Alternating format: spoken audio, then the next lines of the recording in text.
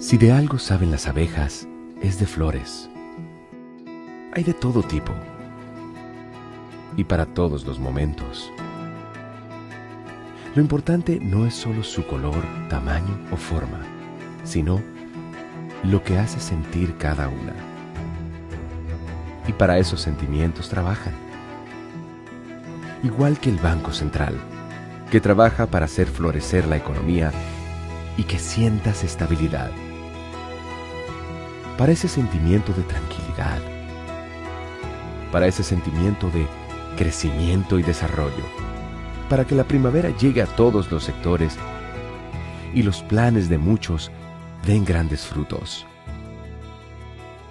Banco Central de la República Dominicana, 75 años trabajando por una estabilidad que se siente. El dominicano, cuando quiere puede, lucha como nadie para progresar. En su corazón la esperanza crece, sabe que la fuerza está en la unidad. Dominicana, dominicano, somos vencedores si me das la mano.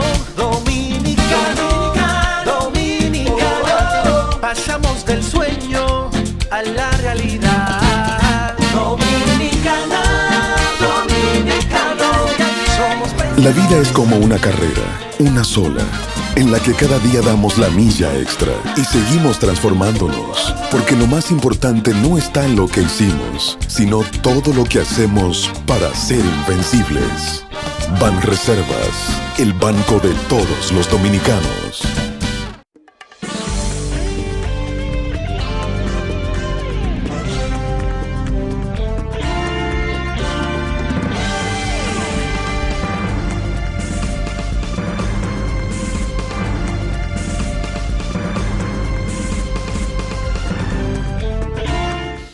Muy buenas tardes, amables televidentes. Bienvenidos a su cita diaria, crepuscular y nocturna en Teleimpacto, que es al final de la tarde despidiendo el sol y comenzando la noche.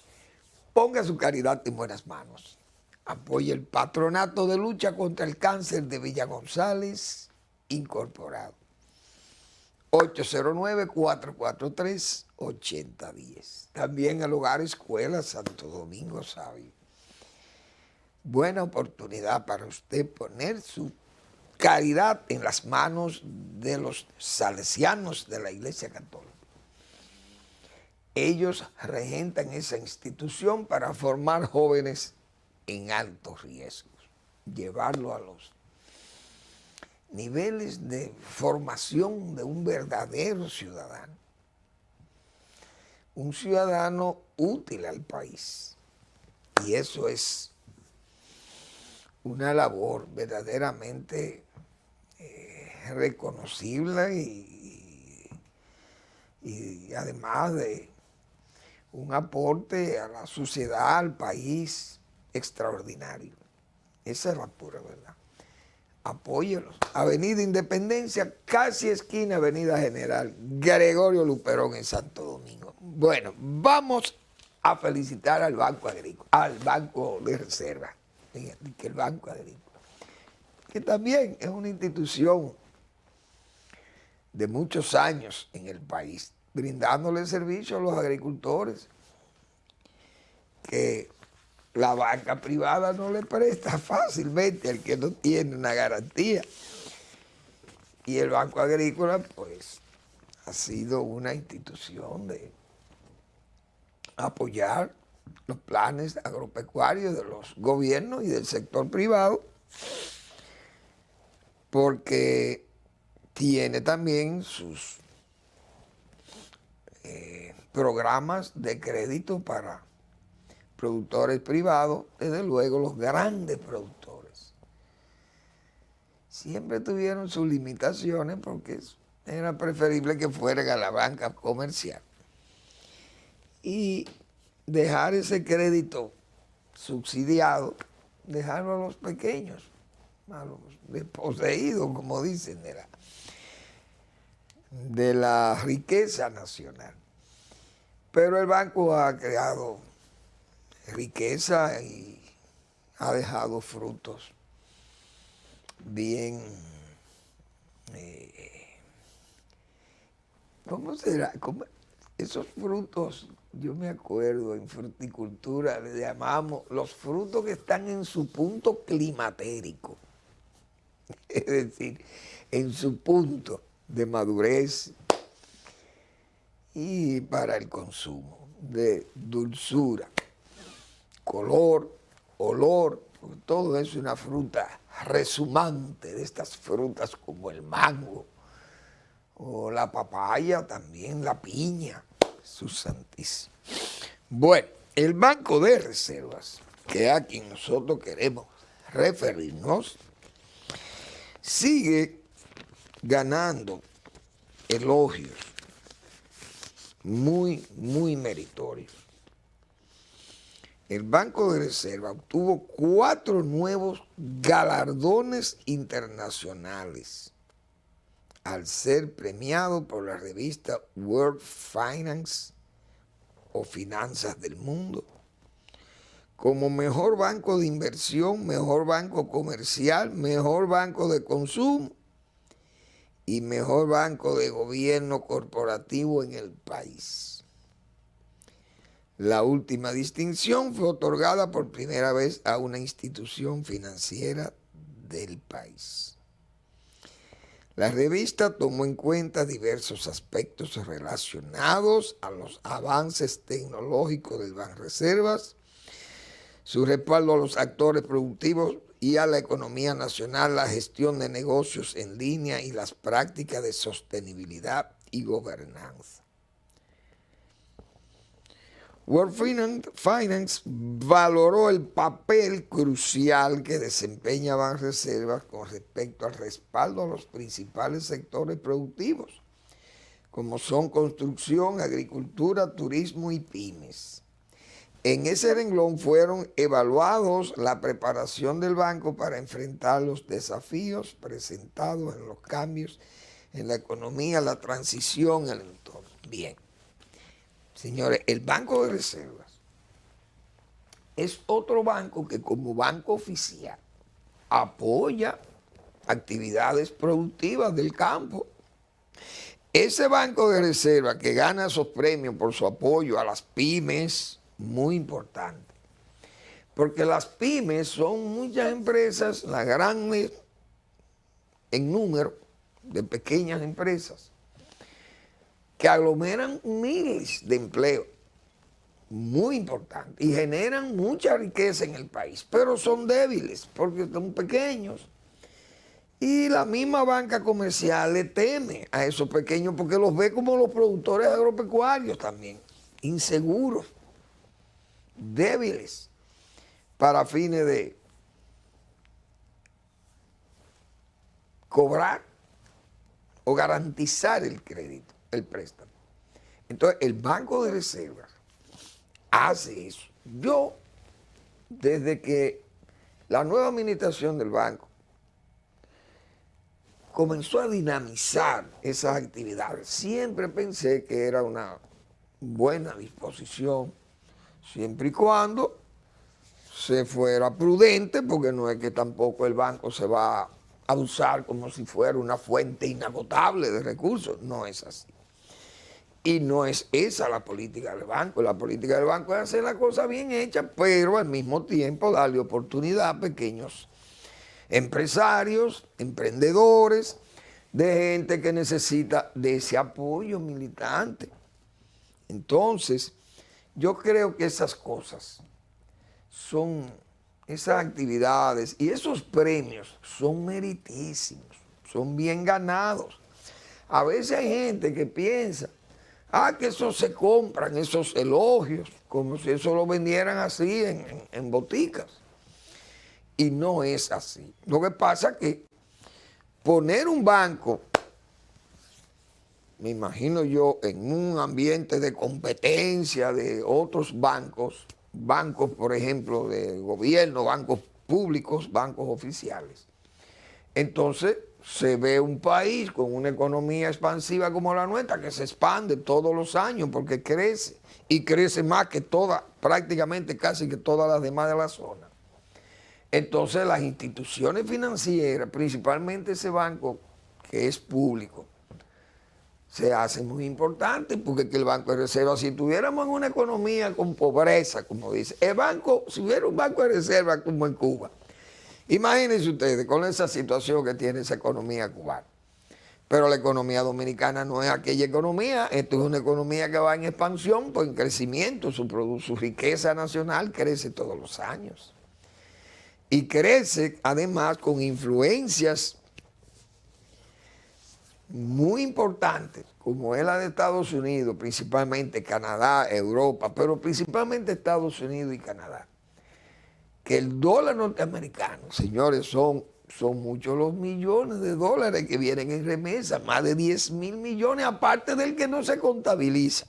El que viene en bolsillo así, que llega aquí, imagínense ustedes la cantidad de dólares que se mueve en este país. Entonces, yo creo que esas premiaciones que se hacen al Banco de Reserva son muy importantes y al mismo tiempo muy merecidas, meritísimas, porque el banco ha venido destacándose en el préstamo a las pymes principalmente, y esos préstamos al turismo, para la rehabilitación del turismo, o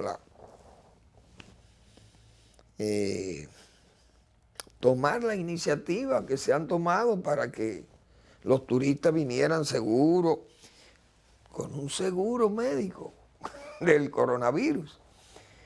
Las facilidades a los hoteleros para reactivar sus empresas de servicio turístico. Es decir, el banco ha venido jugando un papel muy dinámico. Por ejemplo, el caso de la pignoración del arroz. Reservas ha venido jugando un papel importante, no solo ahora, que el banco ha continuado con su política muy definida de apoyar a los productores agropecuarios, principalmente a los arroceros, en este caso de la pignoración del arroz, porque el banco compromete 7, 8 mil o 10 mil millones de pesos en el programa de pignoración, muy importante. Y precisamente, ahora me voy a enganchar ahí en ese tema, porque el Banco de Reserva, repito, ha sido el banco más firme en sostener el programa de pignoración, porque involucra esa cantidad, esa suma que yo acabo de decir, entre 8, 9, 10 mil millones de pesos para sustentar el precio del arroz. Y precisamente, bueno, también hay otra política que ha iniciado el banco, que es el factoring, muy importante también, porque ese es un sistema que le permite ganar también liquidez al productor agropecuario y a cualquiera empresario que pueda negociar sus facturas para fines de cobro.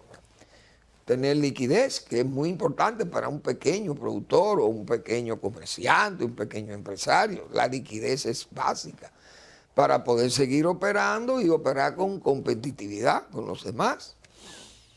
Entonces, el factoring es también una decisión muy beneficiosa para los productores, no necesariamente pecuarios o agrícolas, sino también productores de pequeñas empresas, industrias, etc. Ayer,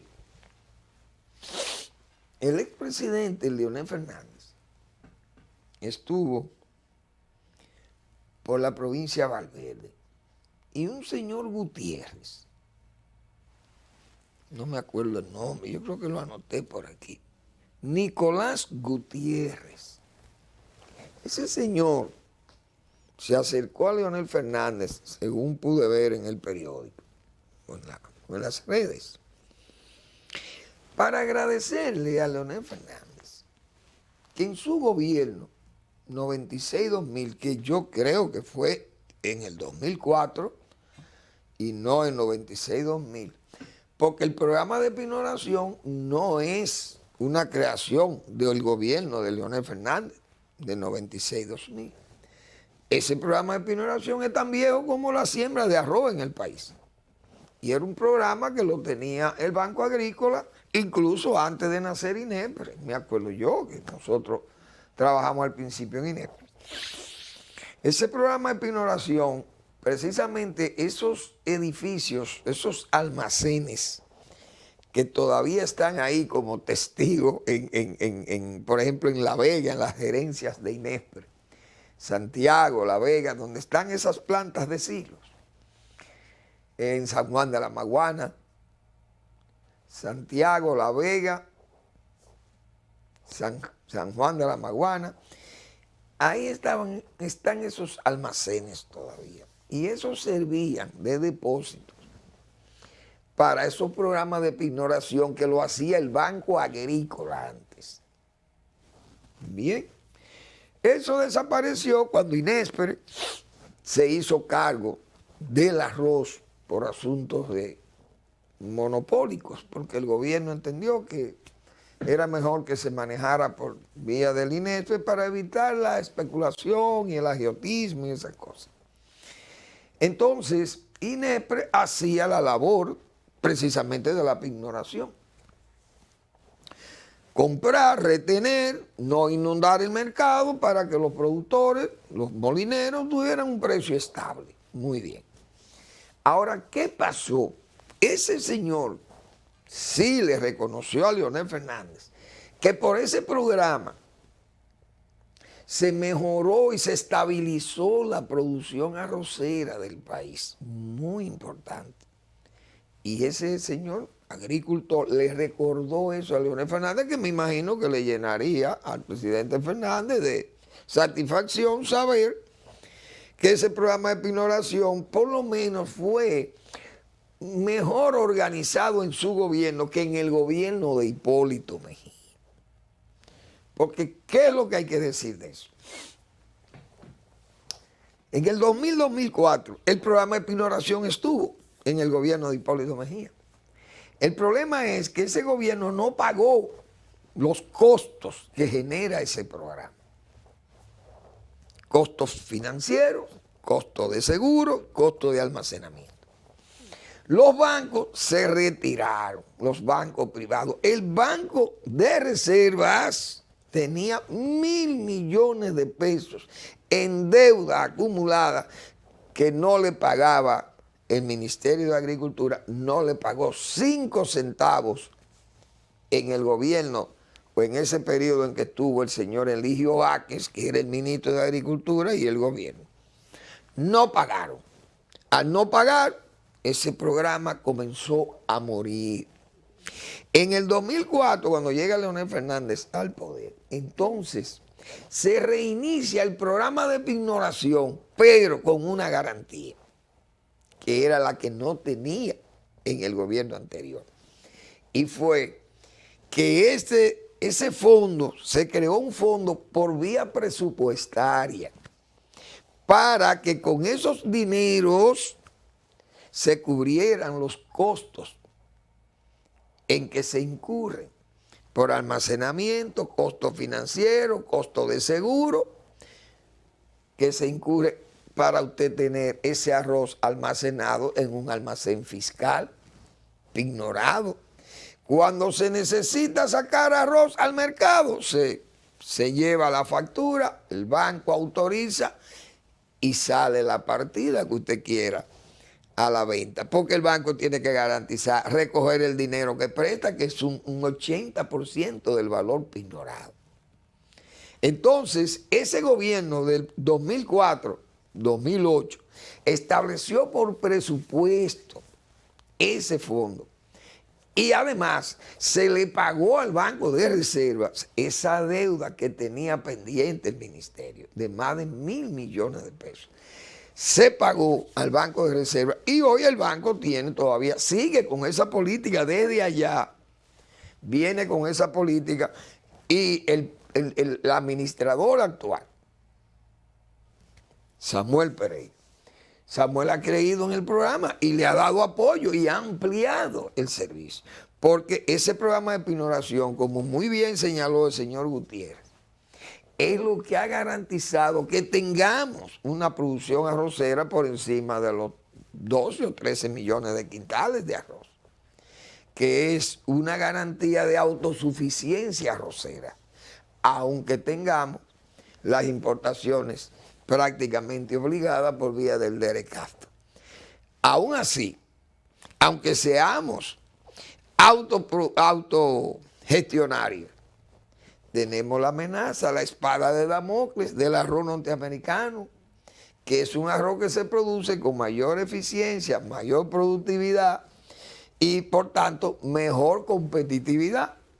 Ojalá esos precios de los americanos nunca estén por niveles tan bajos que hagan peligrar entonces la producción arrocera del país, porque de hecho la amenaza está si no podemos mantener un nivel competitivo con respecto a los productores norteamericanos. Vamos a la pausa.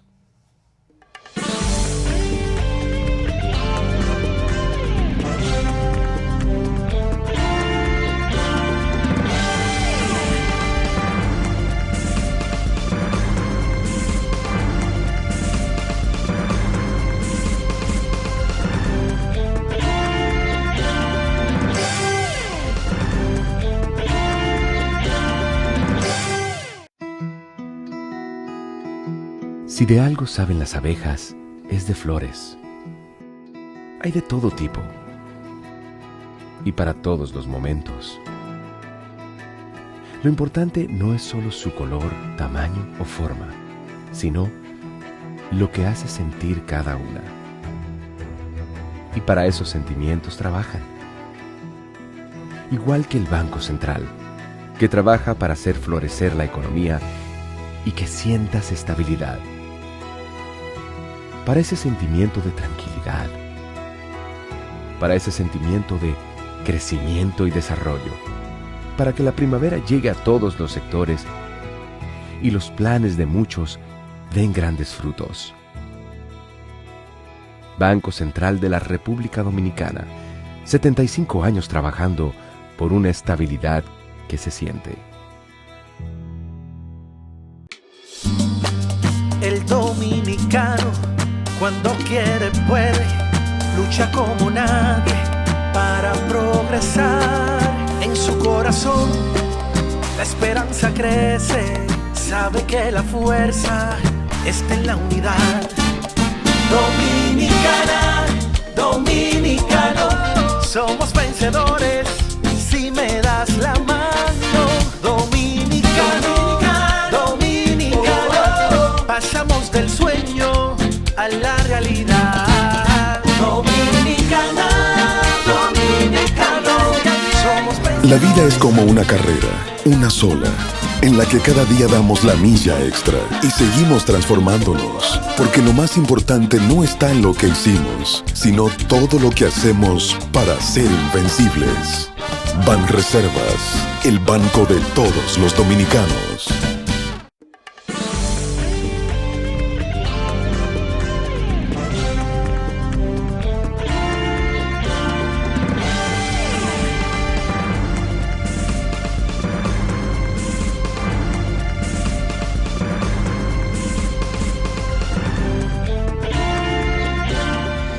Bueno, señores, ese caso Medusa ha sido un caso,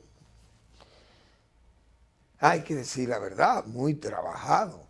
Pruebas, vamos a llamarle también, ese recorrido de las pruebas ha sido un recorrido duro, largo, para la Procuraduría General de la República, porque se pidieron las prórrogas y siempre se entendió que había que concedérselas porque hay mucha gente que está involucrada en ese caso. Y de hecho, se demostró que es mucho, es mucho lo que hay, mucho material para estudiar el caso en el tribunal, los jueces, poder valorar, ponderar todas las cosas que se están enviando ahí. Pero, señores, hablar de 12,000 páginas, 3,500 pruebas, 41 personas y 22 empresas, todo eso, señores, está involucrado en esa, diríamos, en esa estafa al país. Porque no es una estafa, como se dice, al Estado, no, al país. Pero esa es una acusación que tendrá que ser ponderada por los jueces y tendrá que ser atacada por los abogados de la defensa, que ahí es que tienen que ir a demostrar que son buenos abogados y que tienen que convencer a los jueces de que esas pruebas o fueron ilícitamente adquiridas o son malas, son flojas y no llenan su cometido, y no en la prensa como tomaron al final los abogados del señor Jean Alain Rodríguez, querer poner a la opinión pública como jueces en esos casos. Eso me acordaba a mí, a don Germán Emilio Ornes, que en el periódico El Caribe prefirió quebrarlo el periódico, pero no le daba espacio a discusiones jurídicas por asuntos de un juicio, los espacios pagados, no lo pasaba en periódicos. Que se dirimieran los casos en justicia, en los tribunales, pero no en los periódicos, porque esa es la costumbre de algunos abogados, dirimir faltas y culpas, como se dice en los periódicos, como si nosotros, la opinión pública ignorante de esos temas, nosotros pudiéramos tener algún fallo favorable, darle algún fallo, pero eso no se vota, no hay que ir a echar un voto para ganar por mayoría y decir y absolver a una persona. Tiene que ser un juez o jueces lo que decidan. Vayan allá ahora. Ahora, señores, un caso como ese y los demás, porque hay que decir lo siguiente, la Procuraduría tal vez no tiene todos los recursos, como hemos dicho, porque atender tantos casos, como había dicho Miriam Germán, que tenía 400 casos de estudio, pero solamente este y el antipulpo, más los corales, fundidos ya como están. Porque el de la lotería todavía, aunque fue un fraude fuerte, pero es un fraude que es un funcionario público, el acusado, no hay duda. Pero con estos casos estamos hablando que son centavos, cuando estamos hablando de casos de decenas de miles de millones de pesos, como están apareciendo en estos casos ya de los corales, que son los relativos a la... Eso es nada más los lugartenientes, la escolta de Danilo Medina. Luego, el de la medusa, de sus, en este caso, eran los persecutores de los otros, pero ahora son los perseguidos. Es decir, Procuraduría General de la República de Danilo Medina, cuestionada totalmente. Además, los antipulpos, los hermanos, en alianza con funcionarios venales, corruptos, y la familia del presidente Medina, involucrado hasta los tuétanos en actos de corrupción que también están en justicia.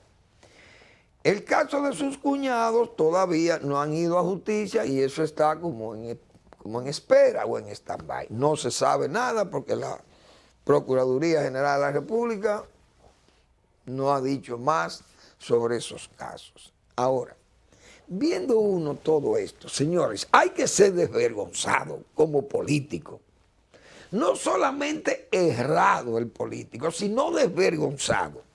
Para usted estarle vendiéndole ilusiones o vendiéndole humo a una militancia que queda ahí ya como agradecidos ex empleados de Danilo Medina en su gobierno, porque yo por eso le llamo Partido Laboral Danilista. Pero es muy desvergonzado que un líder político le diga a una militancia como está, esa abatida. Usted decirle que en el 24 vamos a hacer gobierno porque nadie más puede ser gobierno, porque es que nosotros hicimos un gobierno ejemplar. Dios mío. Hoy, ¿cómo una persona puede exhibir esa conducta de querer vendernos a nosotros un liderazgo, un ejercicio gubernamental impecable en el poder, de haber hecho un gobierno, prácticamente una obra de gobierno erudita, y esas cosas, señores? Fíjense cómo le respondió con la prepotencia que todavía ese señor Danilo Medina cree que tiene esa grandeza, ese liderazgo. Él cree que lo tiene, está como en una ilusión temeraria, se puede decir. Y ese señor, en una respuesta polémica, cuando todo el mundo, vamos a llamarle así, toda la oposición, tomó como bandera de lucha, aquella expresión del presidente Abinader de que no miren para atrás, no mirar para atrás a su militancia y al pueblo, porque eso era ver a Numancia, para eso se lo agrego yo. Eso es la antiguaya, y ver para atrás, eso es perder su tiempo, porque atrás lo que hubo fue corrupción y devastación del Estado y del gobierno. Es decir, estamos hablando de que la nueva generación o el gobierno del presidente Abinader es el que ha hecho el nuevo país, o van a hacer este país de nuevo, o mejor que lo que hubo atrás, que atrás no hubo nada que ver. Una verdadera sin razón del presidente Abinader, fue una metedura de pata, porque eso hay que decirlo así responsablemente. No es verdad que no se puede mirar para atrás, hay que mirar para atrás para usted corregir el presente y prever el futuro. Hay que mirar para atrás, o repite usted los errores del pasado también, si no mira para atrás. Y además, que cuando usted mira para atrás y usted ve lo que hay hecho, y usted no ha podido ni siquiera hacer una parte de eso, ni siquiera una réplica de esto, hay que tener respeto por los demás. Pero el presidente, me imagino que estará hasta arrepentido de haber dicho eso. Pero esas palabras fueron tomadas, repito, como bandera por toda la oposición, y fue hasta diríamos hasta de chiste, lo tomó la gente. Pero este señor Danilo Medina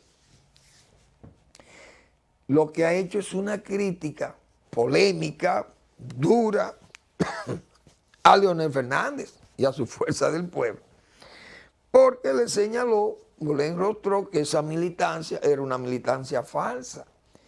Aquel registro de militantes que llevó el partido de Leonel Fernández a la Junta, y Danilo Medina la objetó como que ahí no hay militancia y que eso es falso, que lo verdadero es lo que él ha juramentado, 300,000. Ustedes están oyendo, un partido en esa condición, en estado de acusación total, nada más con 3 casos. Con 3 casos se ve, el PLD se ve en estado de acusación total. Y Danilo Medina implicado en todos los casos por su cercanía, por su influencia en los 3 casos, de que si él no sabía que esos casos, que esos señores involucrados estaban en esas andanzas, entonces usted no debe ni siquiera decir que fue presidente de la República, porque usted con hechos tan graves como eso, y que usted no se diera cuenta cuando ya prácticamente se le ha demostrado que él lo animaba. Porque ¿cómo es posible que él no viera ese bienestar crecido, tupido bienestar de todos esos colaboradores y familiares de él, como se ha señalado todo el tiempo? Entonces, Danilo Medina le enrostró eso a la fuerza del pueblo, pero él mismo juramentando 300,000 que el propio secretario general de su partido señaló que eran virtuales, porque no podían asistir 19,000 personas, 13,000, 300,000 van. ¿Y cómo un líder político puede decir cosas tan disparatadas y tan lejos de la verdad? Pero es que esa misma conducta mentirosa, mendaz, la tiene Danilo Medina desde que llegó al poder, porque es que siempre anunció cosas que no iba a hacer y que terminó haciéndolas.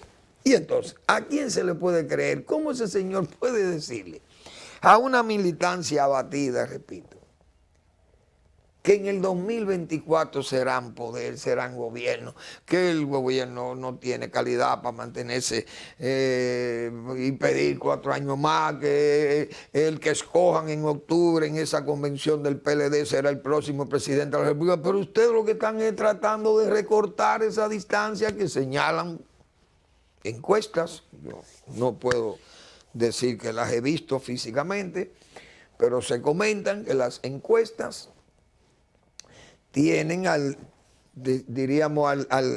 deshilachado PLD, lo tienen una posición de tercer puesto en la carrera, y que el PRM y la Fuerza del Pueblo le superan ampliamente. Eso es lo que se ha dicho. Pues entonces se interpreta esto como una forma de recortar distancia, pero se entendería que usted pida recortar distancia o intente recortar distancia sobre la base de un buen discurso, pero no de un discurso, ni un discurso de odio, ni un discurso falso.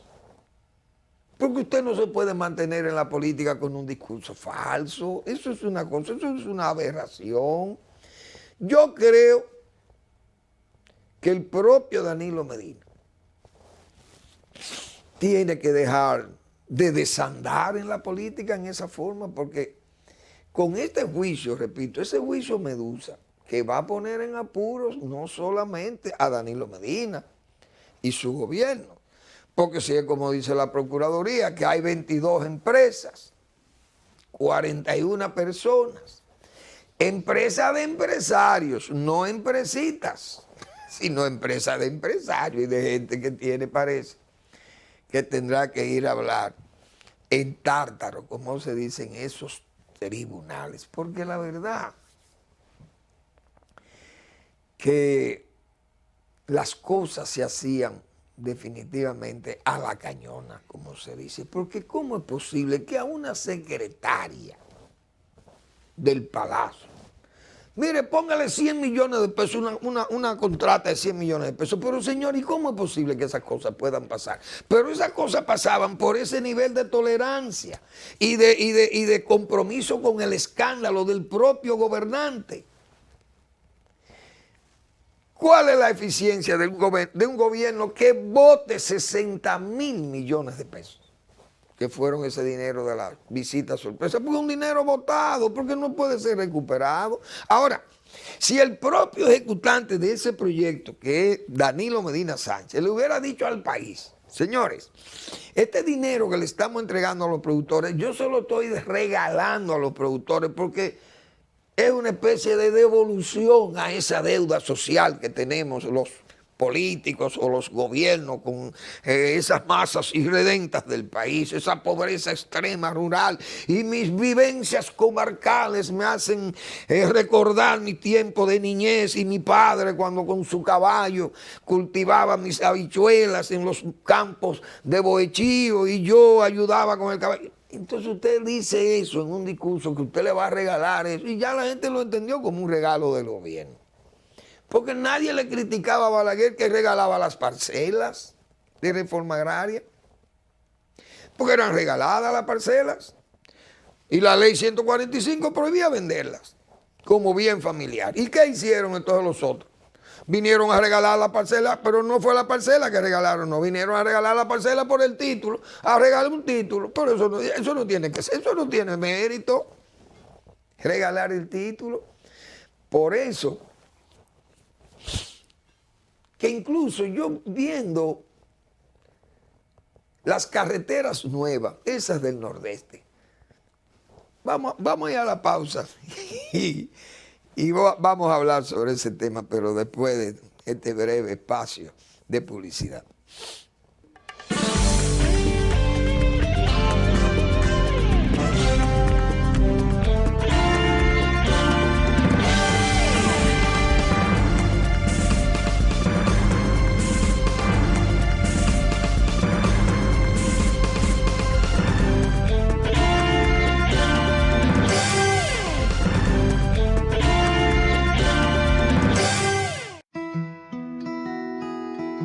Si de algo saben las abejas, es de flores.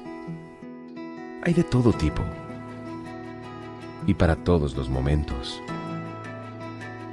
Lo importante no es solo su color, tamaño o forma, sino lo que hace sentir cada una. Y para esos sentimientos trabajan. Igual que el Banco Central, que trabaja para hacer florecer la economía y que sientas estabilidad. Para ese sentimiento de tranquilidad, para ese sentimiento de crecimiento y desarrollo, para que la primavera llegue a todos los sectores y los planes de muchos den grandes frutos. Banco Central de la República Dominicana, 75 años trabajando por una estabilidad que se siente. El dominicano, cuando quiere puede, lucha como nadie para progresar. En su corazón la esperanza crece, sabe que la fuerza está en la unidad. Dominicana, dominicano, somos vencedores si me das la mano. Dominicano, dominicano, pasamos del sueño a la realidad. Dominicana, dominicano, somos vencedores. La vida es como una carrera, una sola, en la que cada día damos la milla extra y seguimos transformándonos, porque lo más importante no está en lo que hicimos, sino todo lo que hacemos para ser invencibles. Banreservas, el banco de todos los dominicanos.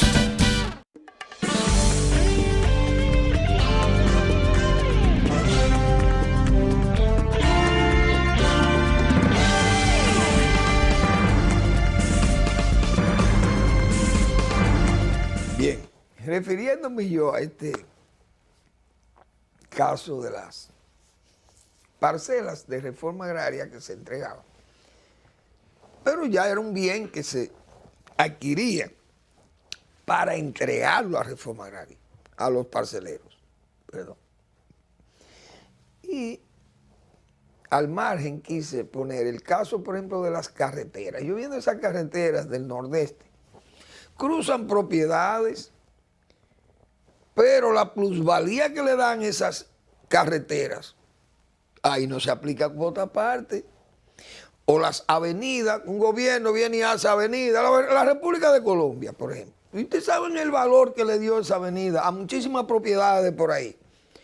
Ah, pero la gente, esa plusvalía, creo que en impuesto interno van y pagan unos pesos. Ahora, usted es un crimen pasarle un canal y que a usted venga y le tengan que despojar de su tierra por ese canal, como yo siempre dije que en la reforma agraria eso no me convencía, que se podía pagar con naturaleza o que se fuera justo con todo el mundo, que una carretera dejaba más plusvalía probablemente que un mismo canal. Entonces le aplicaban la ley de cuota aparte a lo que le afectaba el canal o le beneficiaba, porque el canal siempre beneficiaba desde el punto de vista de la irrigación. Pero esa área regable entonces había que compartirla con el Estado, pero el Estado no comparte las propiedades que ganan plusvalía con una carretera, por ejemplo, entonces coge valor y el simple productor, siempre se veía el productor agropecuario como marginal. Es una ley arbitraria, no hay duda de ello, pero es la ley. Se aplicaba para favorecer a los parceleros y se le entregaban la parcela. Bien, entonces el caso que yo traía de Danilo Medina y su visita sorpresa, ese caso, ese dinero se repartió en forma irresponsable y hablándole mentiras al pueblo. ¿Por qué?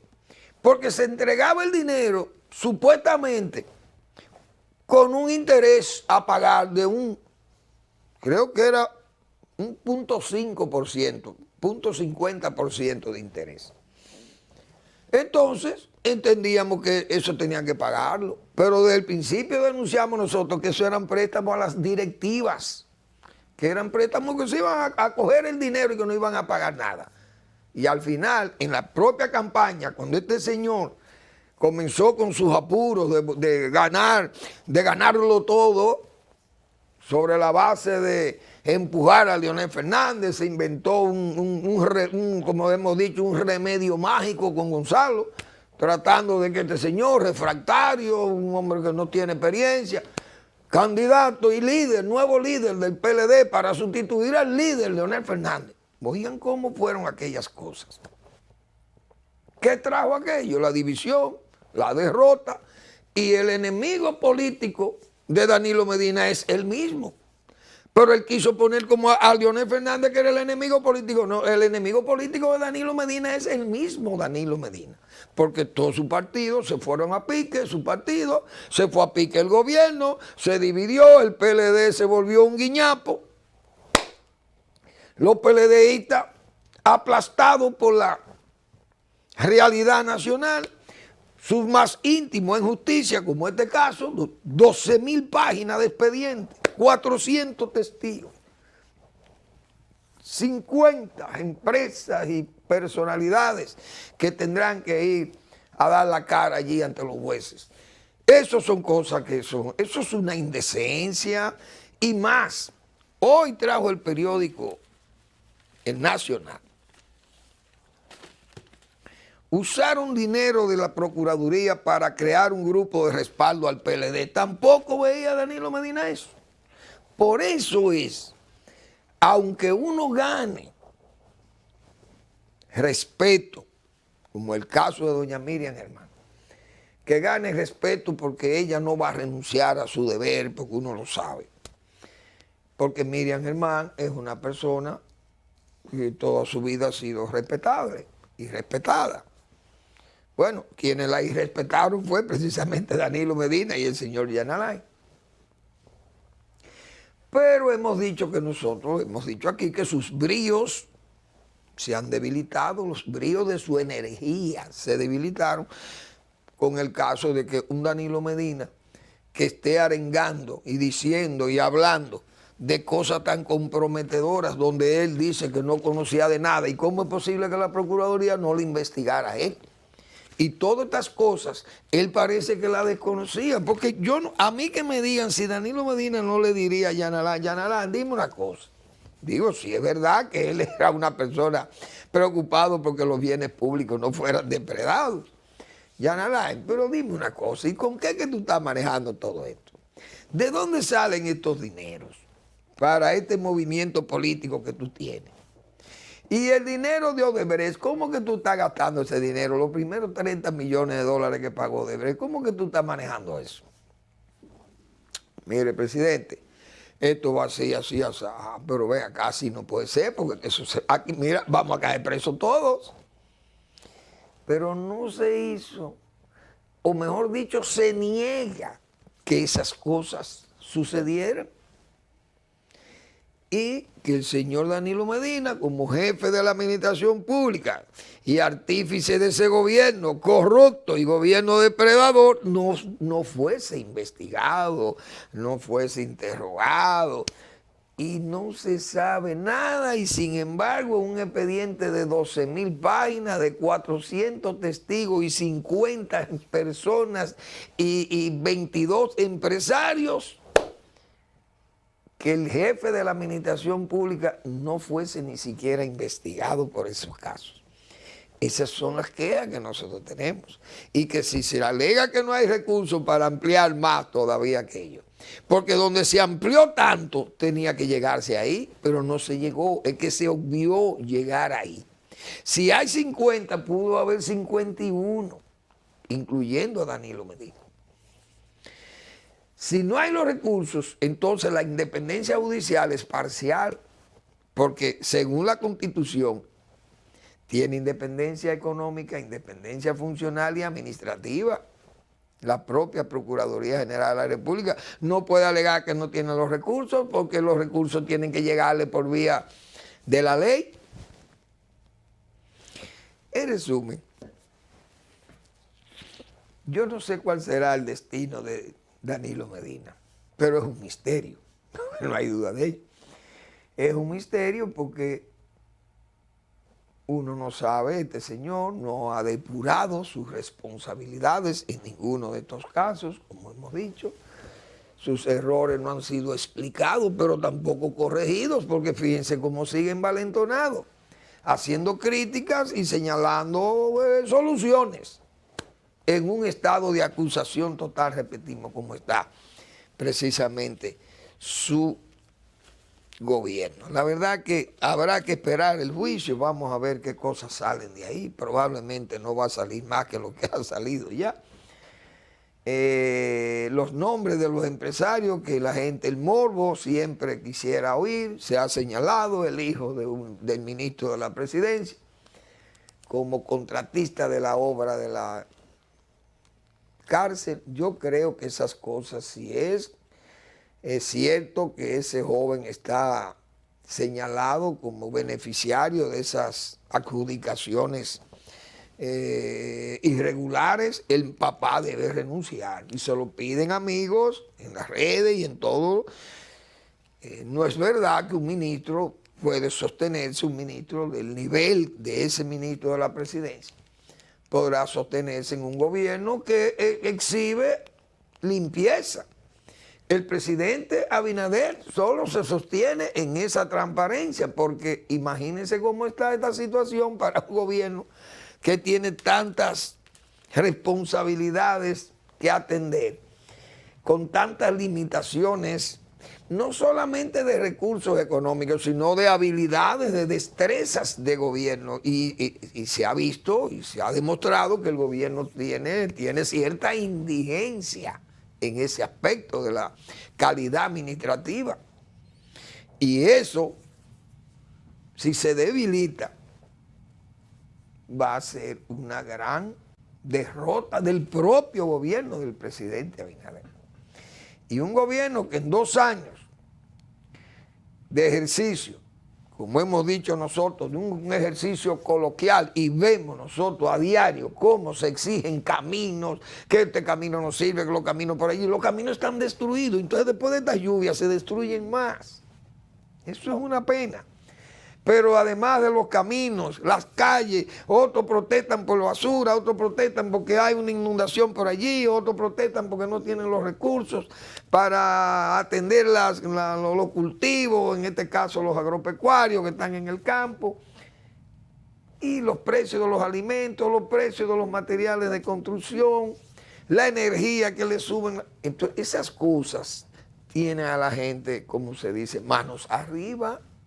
El gobierno, la única credibilidad que le queda es esa de la transparencia, y que sus propios ministros que se vean involucrados en situaciones como estas no le abran el espacio al presidente para que el presidente pueda, ¿qué le digo?, inyectar aire puro, aire limpio al gobierno.